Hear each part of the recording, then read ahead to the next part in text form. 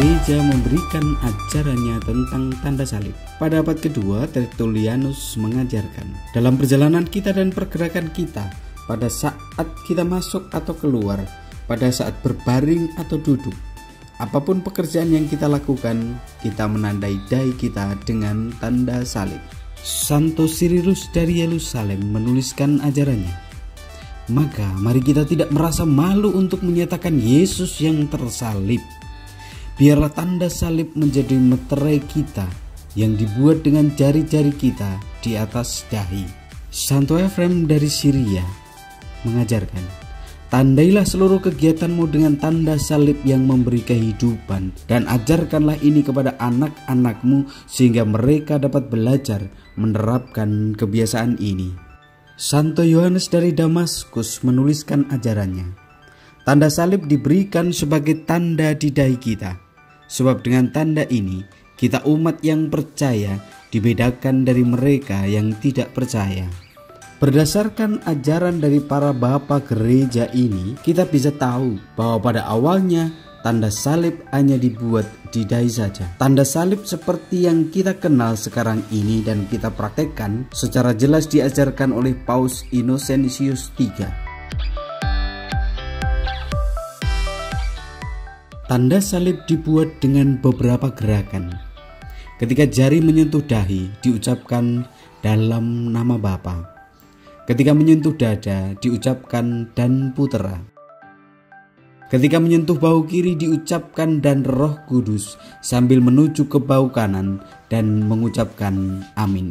Masalahnya bagaimana posisi jari jemari kita? Rupanya ada beberapa cara membuat tanda salib. Dengan menggunakan dua jari dimaknai sebagai lambang dua kodrat Kristus, yaitu sungguh Allah dan sungguh manusia. Ketika menggunakan tiga jari, dilambangkan hakikat Trinitas.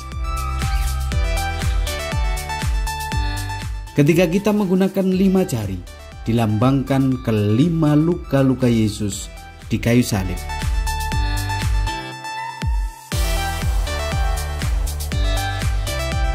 Jadi yang terpenting adalah makna yang mau disampaikan dan bagaimana kita menghayati ketika membuat tanda salib itu.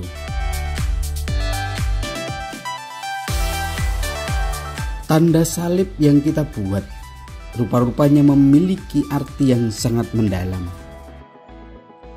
Kemanunggalan dari Allah Trinitas, menunjukkan keadilan Allah yang menunjukkan betapa kejamnya akibat dosa kita, sehingga Allah sendiri yang menebusnya dengan wafat Kristus di salib itu.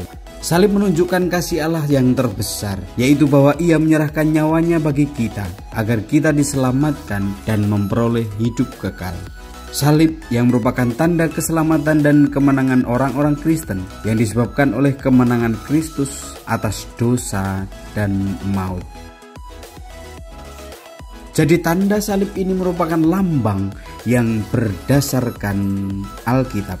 Semoga kita dapat menghayati makna tanda salib ini dan menjadikannya sebagai bagian dari hidup kita sendiri. Semoga kita dapat berkata bersama dengan Rasul Paulus, tetapi aku sekali-kali tidak mau bermegah selain dalam salib Tuhan kita Yesus Kristus, yang olehnya dunia telah disalibkan bagiku dan aku bagi dunia.